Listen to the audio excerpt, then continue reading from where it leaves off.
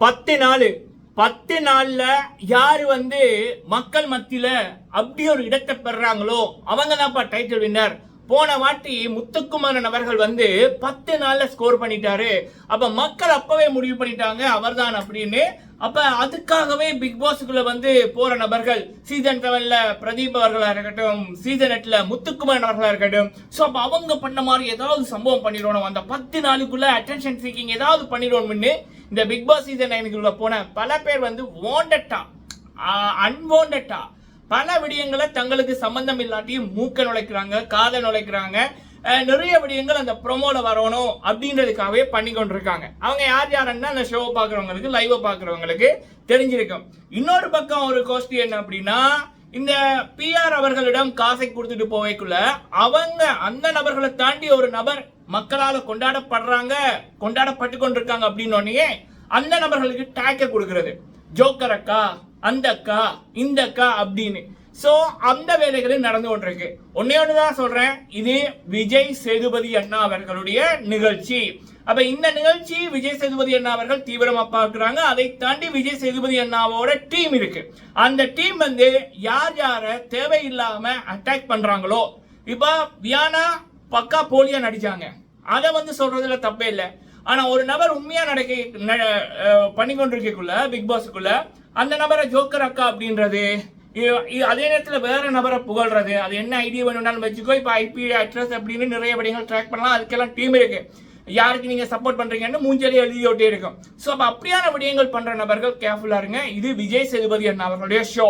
நீங்க எத்தனை ஹோஸ்ட பார்த்தாலும் அவரை மாதிரி ஒருத்தரை பார்க்க முடியாது, வச்சு செய்வாரு. ஓகே மக்களை, இந்த வீடியோல நம்ம பார்க்க போற விடயம் கெனி அவர்கள். பல பேர் அதாவது பொய்கள் புயலாய் வீசும், உண்மை மெதுவாய் பேசும் அப்படின்ற மாதிரி, உண்மை அப்படின்றது நம்ம எப்பயுமே பேசி கொண்டிருக்கணும், அப்பதான் போகும் அப்படின்னு இல்லை. பேச வேண்டிய நேரத்தில் கரெக்டா பேசினா அப்பவே சேர வேண்டியவங்களும் போய் சேர்ந்துடும். ஆனா அந்த போலி பொய்கள் அப்படின்றது அப்படியான நபர்கள் வந்து அதை உண்மையாக்கணும், எப்படியாவது நம்மளும் தங்க மாதிரி யோசிக்கணும்னு பண்ணுவாங்க. ஸோ கனி அவர்கள் பண்ண சில சம்பவங்கள் இன்றும் மக்களை வந்து அவங்கள கொண்டாட வச்சிருக்கு. பல பெண்கள் வந்து பாராட்டுறாங்க, பல ஆண்கள் பாராட்டுறாங்க. சரி, அப்படி என்ன பண்ணாங்க அப்படின்றத பார்க்கலாம். அடுத்தது இந்த வார நாமினேஷன்ல அந்த ஒரு லக்ஸரி ஹவுஸுக்குள்ள இருக்காங்கல்ல, அதுல 4 பேர்ல 3 பேர் சேவ் ஆகலாம் அப்படின்னு பிக் பாஸ் சொன்னாரு. அந்த சேவான நபர்கள் யாரே அப்படின்றத பார்க்கலாம். சரிங்களா? ஃபர்ஸ்ட் டைம் வந்திருக்கீங்க அப்படின்னா மறக்காம சப்ஸ்கிரைப் பண்ணுங்க. உங்களுடைய கருத்துக்கள் கேள்விகள் இருந்தா கேளுங்க, சொல்லுங்க. சப்ஸ்கிரைப் பண்ணுங்க, அந்த பெல் ஐகானை கிளிக் பண்ணுங்க, லைக் பண்ணுங்க, முடிஞ்சா பல பேருக்கு ஷேர் பண்ணுங்க. டனிஸ் டாக், டனிஸ் வாய்ஸ், அதுவும் என்னுடைய சேனல் தான். அதுலயும் தொடர்ந்து பிக் பாஸோட அப்டேட் வந்துகிட்டே இருக்கும். அந்த சேனலையும் சப்ஸ்கிரைப் பண்ணி பெல் ஐகானை கிளிக் பண்ணி வைங்க. ஓகே, முதலாவது விடயம் கனி அவர்கள். இந்த பிக் பாஸ் சீசன் 9ஓட பல குடும்ப ஆடியன்ஸ் பார்க்க ஒரு ரீசனா இருக்கிறவங்க கனி அப்படின்றவங்க இந்த ஷோல இல்ல அப்படின்னா கண்டிப்பா ஒரு குவெஸ்சன் மார்க் தான். சரியா? அந்த அளவுக்கு கனி அவர்கள் வந்து அவங்களுக்கான ஆடியன்ஸை சம்பாதித்தது இந்த கவர்ச்சிகரமான ஆடைகளோ, இரட்டையற்ற வார்த்தைகளோ, கேவலமான செய்கைகளோ, இல்ல நடனம் என்ற பேர்ல அசிங்கமான விடயங்களோ அவங்க வந்து பண்ணல. அவங்களுடைய குணம், அந்த தரம், அதுக்கு சேர்ந்த கூட்டம் தான் ஒரு பெரியதொரு கூட்டமே இருக்கு. இது பல பெண்களுக்கு ஒரு நம்பிக்கை இருக்கு. நம்ம வந்து அவுத்து போட்டு அப்படி போட்டு இப்படி போட்டுத்தான் நம்ம ஒரு சோசியல் மீடியால இருக்கணும், ஒரு விடயத்தை மக்களுக்கு கொண்டு போய் சேர்க்கணும், மக்களுக்கு நம்மளை யாருன்னு தெரிய வைக்கணும்னா இதுதான் வேணுமா அப்படின்னு போய்கொண்டிருக்கக்குள்ள அப்படியெல்லாம் இல்ல. நல்ல குணம் இருந்துச்சுனாலே நீங்க அழகுராணி தான், நீங்க தேவதை தான், உங்களை குடும்பத்தில் ஒருத்தரா மக்கள் பார்ப்பாங்க அப்படின்னு அந்த ஒரு வரவிலக்கணத்தை காமித்தவர் நம்மளுடைய கனி அவர்கள். அப்ப இப்படிப்பட்ட நபர் வந்து பிக் பாஸ் ஷோக்குள்ள வரைக்குள்ள 105 நாட்கள் சின்ன பிள்ளைகள் இருந்து பெரியவங்க வரைக்கும் பாக்குறது. அப்ப இது ஒரு பாடம். அப்ப அந்த பாடத்துக்கு சரியான நபர் இவர் தான் அப்படின்னு மக்களால கொண்டாடப்பட்டாங்க. அது அவங்க வரைக்குள்ளேயே அவங்களுக்கு கிடைத்த கைதட்டல்கள் சாட்சி அமைஞ்சுது. சோ அப்ப அவங்க போன உடனே அந்த 20 பேர்லயே அவங்க மட்டும் தனித்து தெரிந்தாங்க, நட்சத்திரங்கள் நடுவே ஒரு நிலா மாதிரி. சோ அப்ப அது வந்து அந்த டேப்ல வச்சிருந்த அந்த ஃபைலை ஓப்பன் போட்டு மீதி நபர்கள் ஓபன் பண்ணாம வந்த வேலையை விட்டுட்டு என்னெல்லாம் பண்ணி கொண்டிருந்தாங்க. அப்போ அங்க ஒரு ஸ்மார்ட்டா அறிவுபூர்வமா செயற்பட்டது கனி அவர்கள்.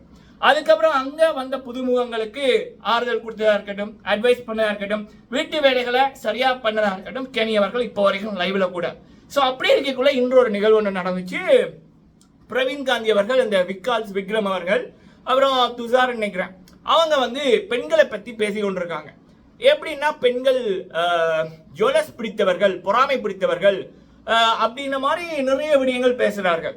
பெண்களால தாங்கிக் கொள்ள முடியாது, ஆண்கள் தூங்கினாலே அவங்களுக்கு பிடிக்காதுன்ற மாதிரி அவர் விக்ரம் எல்லாமே சொல்லி கொண்டிருந்தாங்க.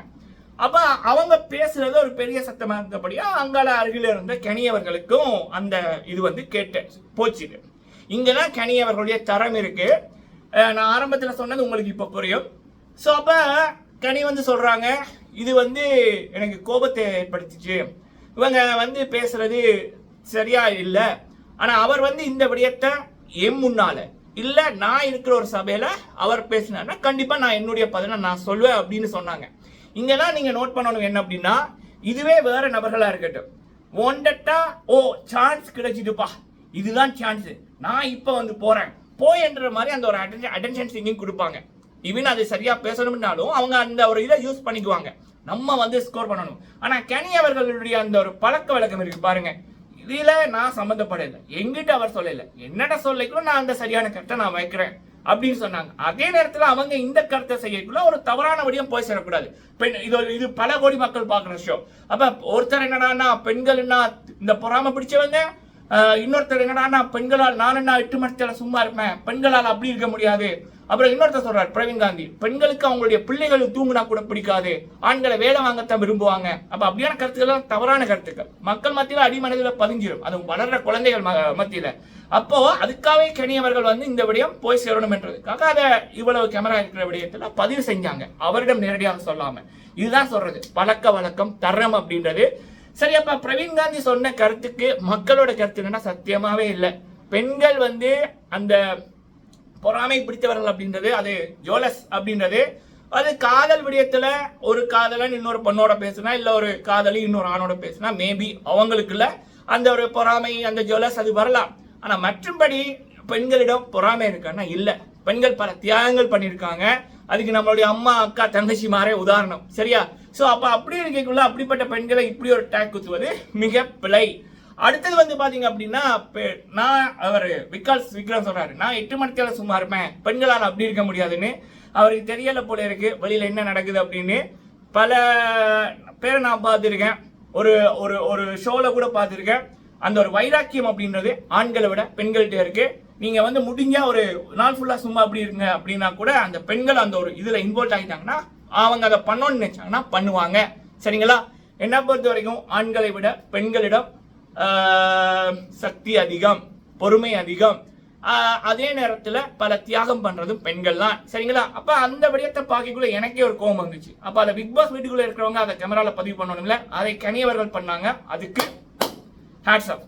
இதுக்கு வந்து உலகெங்கும் இருக்கிற மக்கள் அந்த விடயம் நடக்கைக்குள்ள அவங்களுக்குள்ள அந்த குரலை கொடுக்கணும் அப்படின்னு தோணுச்சு. அப்ப அதை யாரால கொடுக்க முடியும்? அங்க இருக்கிற யாராவது ஒருத்தங்க மக்களோட குரலை சொல்லணும், அதை கனி பண்ணாங்க. அதனாலதான் இன்றும் அவங்களுக்கு கைதட்டல் கிடைக்குது. இத்தனை நட்சத்திரம் இருந்தாலும் ஒரு நிலவா ஜொலிக்கிறாங்க. அடுத்தது வந்து பாத்தீங்க அப்படின்னா, இப்படி ஒருத்தருக்கு தானா புகழ் வரைக்குள்ள காசு வாங்கி போட்டி இருக்கிற பிஆருக்கு எப்படி கோபம் வரும்? அதை போட்டியாளர்களுக்கு சப்போர்ட் பண்றதுக்கு அல்ல அடுத்தவங்க நீங்க தான் வின்னர்மா அப்படின்னு சொல்லி அனுப்புறவங்களுக்கு உடனே வந்து மேல கோபம் வருமா இல்லையா, பொறாம வருமா இல்லையா? அப்ப என்ன பண்றாங்க அப்படின்னா ஒரு போலி டேக், இவங்களை முத்திர குதிக்க ஜோக்கர் அக்கா, போலி அக்கா, காமெடி அக்கா அப்படின்ற மாதிரி கதறுகள் வாங்கின எலும்பு துண்டுக்கு. அடே திரும்பவும் சொல்றேன், இது விஜய் சேதுபதி நட ஷோ, ராணவுக்கு நடந்தது உங்களுக்கு தெரிஞ்சிருக்கும். சரியா? பப்ளிக் பண்ணி அசிங்கப்படு, பப்ளிக் பண்ணி கூட்டத்துக்கு நடுவில் சொல்லி, இவன் இந்த வாட்டி யார் பிஆர்னு சொன்னாலும் சொல்லுவாரு, சொல்லி வெளியில் அனுப்புவாரு. இந்த ஷோ கிளீனா இருக்கணும், நீட்டா இருக்கணும். நீங்க யாருக்கு சப்போர்ட் பண்றியோ சப்போர்ட் பண்ணிக்கோ, ஆனா அடுத்தவங்களுக்கு போலியா ஒரு அபியூஸ் பண்ணாத. ஓகே, அடுத்தது வந்து பாத்தீங்க அப்படின்னா, இன்று பிக் பாஸ் வந்து சொல்லியிருந்தாங்க, நீங்க எபிசோட் பார்க்கக்குள்ள தெரியும் 9:30க்கு இந்த நாமினேஷன் ப்ராசஸ். அதுல யாரை காப்பாற்ற விரும்புறீங்க அப்படின்னா, இந்த லக்ஸரி வீட்டுக்குள்ள இருக்கிற 7 பேர்கிட்ட நீங்க 3 பேரை காப்பாற்றலாம் அப்படின்னுக்குள்ள சேவான நபர்கள் யார் யாருன்னா, ரம்யா யோ அவர்கள், சுபிக்ஷிகா அவங்க, அடுத்தது துஷார் அவர்கள். என்ன பொறுத்த வரைக்கும் அது கரெக்ட் அப்படின்னு தான் சொல்லுது. ஏன்னா அவங்க மக்களிடம் இன்னும் போய் சேரல, அப்ப அவங்களுக்கு டைம் தேவை. ஸோ இப்போ நாமினேஷன்ல வந்தாங்கன்னா கண்டிப்பா அந்த 3 பேர் ஒருத்தவங்க வெளியில போயிருப்பாங்க. அப்ப இவங்க வந்து சேவானது கரெக்ட் அப்படின்ற மாதிரி தான் எனக்கு வந்து தோணுது. இப்ப கமருதீன் அவர்கள், அப்புறம் வந்து கானா வினோத் அவர்கள், அடுத்தது இவர் டைரக்டர் அவரு, அப்புறம் அரோரா, இவங்க தான் இந்த நாமினேஷன் ப்ராசஸ்க்குள்ள வர்றோம் அப்படின்ற மாதிரி அவங்களாம் வாண்டடா வந்தாங்க. அதுவும் நல்லபடியாக பார்க்க நல்லா இருக்கு. நீங்க உங்களுடைய கருத்துக்களை சொல்லுங்க. நன்றி.